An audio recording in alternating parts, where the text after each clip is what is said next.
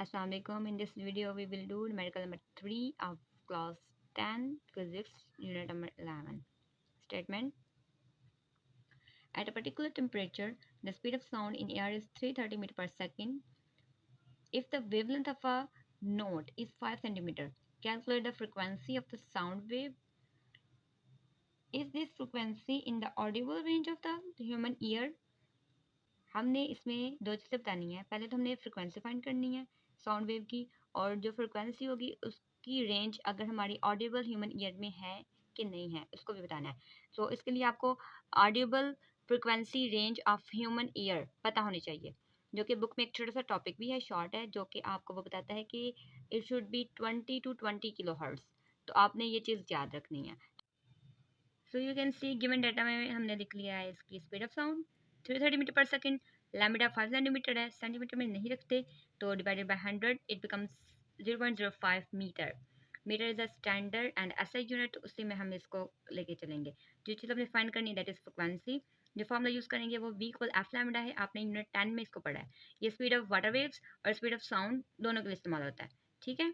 तो हमने frequency find करनी है तो इसको मोल्ड कर लेंगे, एफ इधर ही रहेगा, लैम्बडा वी के साथ जाके डिवाइड हो जाएगा। तो हमने इसको सेफ फॉर्म में लिख लिया। By putting the values 330 over 0.05 we will get our answer. तो इसको अच्छी तरीके से लिख लें तो ये 6.6 मल्टीप्लाई 10 की पावर 3 हर्ट्ज हो जाएगा। अगर आप नोटेशन फॉर्म से नहीं समझ पा रहे तो ये देखें 66,000। तो जो आपकी नॉर्मल ह्यूमन ईयर रेंज है वो 20 से 20,000 है। तो क्या 20,000 के अंदर 6,000 6,500 आता है? तो ऑब्वियसली आता है। तो इसका आंसर हम क्या लिखेंगे? Hence, the frequency of sound wave is 6.6 multiplied 10 की power 3 hertz, and this frequency also lies in the audible range of human ear. Okay? तो जो उसका सेकंड पार्ट है उसका आंसर यस है, जिसको आप अच्छी तरीके से लिख सकते हैं for your better presentation. In this video, we will cover numerical number 4, chapter 11, class 10 physics. Statement: a doctor counts 72 heartbeat in 1 minute. Calculate the frequency and the period of heartbeat. We have to find two things. One is the frequency and the second one is time period. And एक ही फॉर्मूले से दोनों चीज़ों को find कर लेंगे। तो सबसे पहले डाटा लिख लें, number of heart beats and 72 and 1 minute equal to 60 second which is time. ये टाइम है, ये टाइम पीरियड नहीं है, सही है। तो टाइम और टाइम पीरियड में डिफरेंस आपने रखना है। तो फ्रिक्वेंसी फाइंड करनी है और टाइम पीरियड फाइंड करना है। सो फिर सबसे पहले दोनों फार्मूलाज देख लें। फ्रिक्वेंसी का फार्मूला होता है 1/T, जो आपने बुक में पढ़ा है, लेकिन यहाँ पे जो n है that is number of vibrations और नंबर ऑफ हार्ट बीट, सही है। और जो टाइम पीरियड है वो इसका इन्वर्स है 1/f।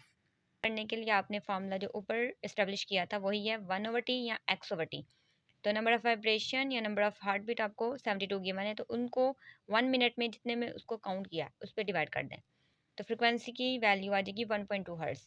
तो टाइम पीरियड जो फाइंड करना है वो 1/f है, तो उसके लिए आप जस्ट क्या करेंगे 1/1.2 रख लें लाइक दिस। तो आपका आंसर आ जाएगा 0.83 सेकेंड। तो नीचे स्टेटमेंट आपने देनी है। Will cover numerical number 5 of chapter 11 class 10 physics. Statement: a marine survey ship sends a sound wave straight to the seabed. It receives an echo 1.5 seconds later. The speed of sound in seawater is 1500 meter per second. Find the depth of sea at this position. So इसमें जो चीज़ हमने find करनी है वो है depth, सही हो गया। लेकिन दो तीन चीज़ें समझ लेते हैं कि जो मरीन सर्विस शिप है उसने जो साउंड वेव भेजी है वो सी बेड तक गई है, लाइक सी के नीचे सरफेस को टच किया, और टच करने के बाद उसने जब वापस आई है तो उसको टाइम कितना लगा है 1.5 सेकेंड लेटर। इको हम किसको कहते हैं? इको हम कहते हैं अपनी आवाज़ को, आवाज़ की रिफ्लेक्शन को, कि वो जब हम बोलते हैं तो वो किसी हर्डल के साथ या किसी रुकावट के साथ जाके टकराती है और वापस आती है। जाना और वापस आना दोनों टाइम हम काउंट करते हैं रिफ्लेक्शन में या इको में। तो यहाँ भी यही हुआ कि जो साउंड वेव भेजी है वो सी बेड पे जाके टकराई है और फिर वापस आई है, तो इको प्रोड्यूस हुई है। अब ये टाइम आपका 1.5 सेकेंड हो गया। तो टाइम चेक कर लें, वो टोटल टाइम है 1.5 सेकेंड, ठीक है ना। Time in which sound wave reach to sea bed वो इसका हाफ होगा, क्योंकि उसे जाने में आधा टाइम लगा और वापस आने में बाकी आधा टाइम लगा। तो हम इसको 2 पे डिवाइड कर लेंगे ताकि हम प्रॉपर उस टाइम का यूज़ करें जो हमें चाहिए। तो that would be equal to 0.75 second. तो स्पीड ऑफ साउंड भी गिवन है विच इज़ 1500। हमने फाइंड करना है डेप्थ, उसको हम डिस्टेंस बोलेंगे। तो यहाँ पे जो फार्मूला यूज़ करना है दैट इज़ डिस्टेंस फार्मूला, जो कि S इक्वल टू VT है। So as you can see हमारे पास S इक्वल टू VT है। V में हम 1500 पुट करेंगे और T में हमने डायरेक्ट जो टाइम गिवन है न्यूमेरिकल में वो पुट नहीं करना, हमें 0.5 सेकेंड पुट करना है। सही है, क्योंकि डेप्थ में सिर्फ ऊपर से नीचे जाने का अमल है, वहाँ से वापस आने वाला नहीं हम काउंट करेंगे, क्योंकि काउंट करेंगे तो वो डबलिंग हो जाएगी, डबलिंग नहीं करनी हमने।